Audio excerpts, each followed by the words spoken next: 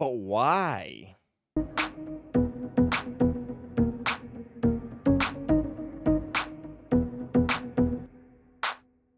Welcome back to the class, everyone.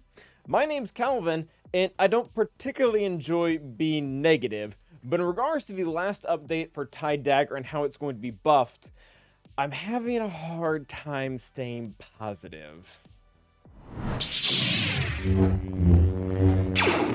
Now, to build some context of where this is even coming from, I want to remind everyone that the Punishing One came into the game a couple of weeks ago, and it has made quite the difference in regards to fleet. The Executor had always been a really good fleet. It was the meta a couple of years ago, but we had developed 3 or 4 really solid counters with good win rates against it. Now with the Punishing One being added in, that's not really the case. When we pull up some of our data from the last GAC, where this was present for about a week, we can see just what happened to those counters. Now the ones that I'm specifically referring to are Profundity, Negotiator with Marauder, as well as an Empire counter that wasn't used a lot, but actually was very functional, involving using Defender coming in immediately and essentially just taking out the entire Executor team.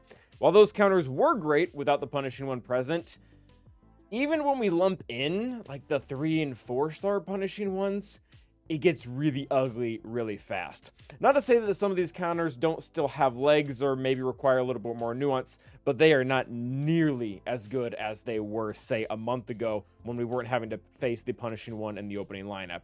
When we isolate this to just say Profundity, we can see that it's down to a 35% counter. When we look at the more successful Executrix Empire counter, it's at 43%, and even pulling in Negotiator with Marauder, it's doing really poorly because of the very specific speed boost they gave to the Punishing One, or rather to Executor through the Punishing One. So basically all of our counters have kind of gone down the tubes. So what CG kind of was seeing was the one very legitimate counter that was actually working very well against the Punishing One was Leviathan. And the Leviathan was doing really well, but very specifically with Dagger present. And this was also true in the opposite case, meaning that the Punishing One, or rather Executor with the Punishing One, was doing very well against pretty much all variations of Leviathan, except this exact lineup here with Dagger, the Bomber, as well as Fury in the starting lineup. So what CG is kind of seen necessary, which I don't agree with if you couldn't already tell from the tone of the video, is we need to buff Dagger so that that isn't just the best comp against Executor, but it's also the best comp in general, including for the Leviathan mirror. And I don't like this for several reasons, and it's going to have real consequences, particularly for me, not just for my GAC, but also for my fleet climb, as what it will leave to actually be able to counter Executor, or not to counter Leviathan, will be really, really difficult. I do believe they will accomplish their goal here. And going over what the actual buff was, we can see it here. It's 2 things particularly that have to do with the Dagger's unique that are going to change a lot. Number 1, it is going to be gaining, instead of 20% max protection, it's going to be gaining 40 when it uses this ability. But moreover, it's going to be stopping enemy capital ships that are Sith from gaining turn meter. Really anyone on the enemy side from getting turn meter when the enemy capital ship is a Sith. And this actually, for better or for worse, this doesn't actually affect any of the other counters, which I'm really thankful for, because when I first read this, I immediately thought of Chimera. Luckily, Thrawn's not a Sith, so the Empire counter to Leviathan will still be intact, at least in the form that it already was. So evidently reading is pretty hard, which actually makes this a lot worse, because in fact, if the allied capital ship is Sith, meaning all your Leviathan's teams, all dark side ships can't gain turn meter. So the Thrawn counter is effectively completely dead. You may resume. So what basically this is going to present as an issue is, while Leviathan will pretty much still destroy the Punishing One and Executor, not much else will. And if Leviathan is placed on defense, it's not going to be pretty. So Leviathan Mirror is actually one of these, or has been one of these safer counters for the longest time, but it all revolves around one thing, and that is using Sith Fighter, either in the starting lineup or reinforcements, to eventually overtake the battle through turn meter. Now, if you don't have that option, which we don't anymore because the specific buff to Dagger has to do with blocking turn meter, and we essentially just isolate ourselves into having to use this exact comp versus that exact comp because it's now been deemed the best, the win rates suck. It is at 54% overall. And the reason why is because even if you're a lot smarter than the AI, it still comes down to a coin flip of whose Leviathan is going to go first. And you can't just relic your way out of it by taking Sith Assassin up to R9 so she's faster and she gives more turn meter, because you're not allowed to have turn meter.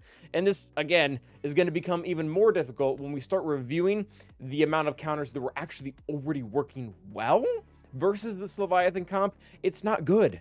It's not good at all. I'm just thinking Fleet Arena. That thing is already a chore to have to do 2 or 3 times a day, or for some people, a lot more than 2 or 3 times a day.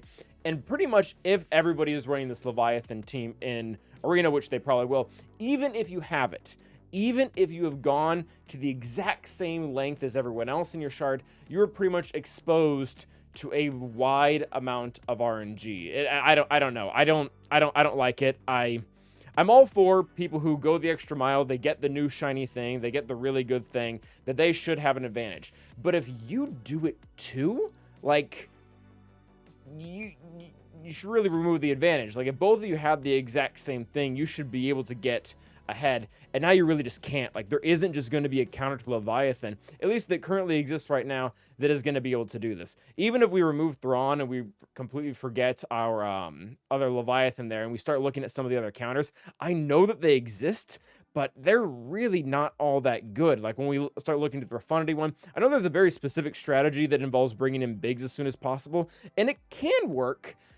But this is what we're left with. Like, that's more so what I'm, I guess, upset about, is I realized that they wanted to mess with a very specific interaction that the punishing one was causing, but I would have preferred they left it alone and just made it a puzzle and say, hey, if you see that your opponent uses Leviathan and you want your defense to hold, then you put in Sith Fighter. If you see that your opponent is typically using the punishing one, then you should be leaving in Dagger. Kind of make it a puzzle, make your opponent have to understand the nuance of the counter and not just think, oh, this beats that no matter what.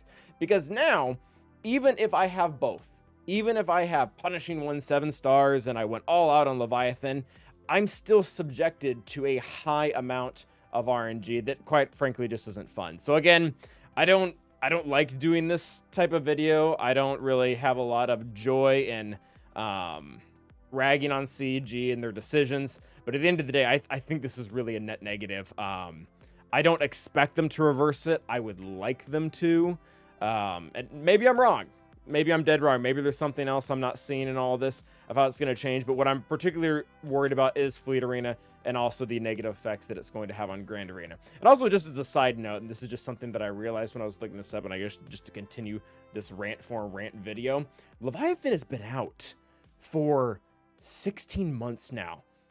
I understand that they typically want to protect the most recent meta because people made a new investment, but 16 months, I feel like it's okay for the new shiny thing. As someone who has it, as someone who's had it for a very long time, it's okay to add some nuance into the fight. It's still very good. It's still the best fleet out there. But again, just because one comp can beat one version of it doesn't mean that we have to go all out and try to make the unbeatable version. Because again, it's, as a Leviathan owner, this is going to cause issues for me.